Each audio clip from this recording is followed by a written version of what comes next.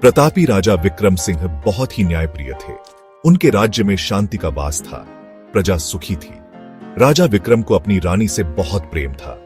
रानी रूपमती रूप और गुणों में अद्वितीय थीं। वे दोनों एक दूसरे के पूरक थे। उनके दो बच्चे थे, राजकुमार वीर और राजकुमारी अमृता। राजा विक्रम अपने बच्चों से बहुत प्यार करते थे। वे अक्सर उन्हें अपने साथ दरबार में बैठाते थे। राजकुमार वीर और राजकुमारी अमृता दोनों ही बहुत सुंदर और गुणवान थे। एक दिन अचानक रानी रूपमती बीमार पड़ी डिच गई। वैद्य हकीम सब आ गए, लेकिन किसी की दवा भी काम न आई। कुछ ही दिनों में रानी रूपमती का देहांत हो गया। राजा विक्रम और उनके दोनों बच्चे बहुत दुखी हुए। पूरा राज्य शोक में डूब गया। धीरे धीरे समय बीतता गया, पर राजा विक्रम अपने रानी को भूल नहीं पाए। एक दिन राजा विक्रम के मंत्री ने उन्हें दूसरी शादी करने की सलाह दी। उन्होंने कहा कि राज्य को रानी की आवश्यकता है। राजा विक्रम ने बहुत सोच विचार के बाद मंत्री की बात मान ली।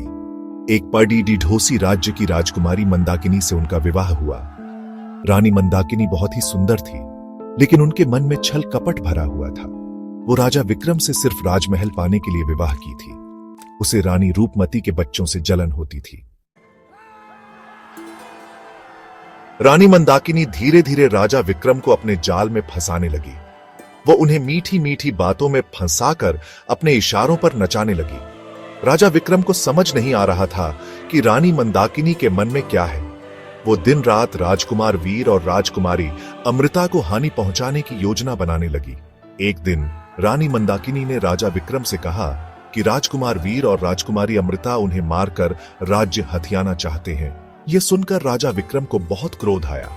क्या राजा विक्रम रानी मंदाकिनी की बातों में आकर अपने ही बच्चों को सजा दे देंगे, या फिर उन्हें रानी मंदाकिनी के असली चेहरे का पता चल जाएगा? यह तो समय ही बताएगा।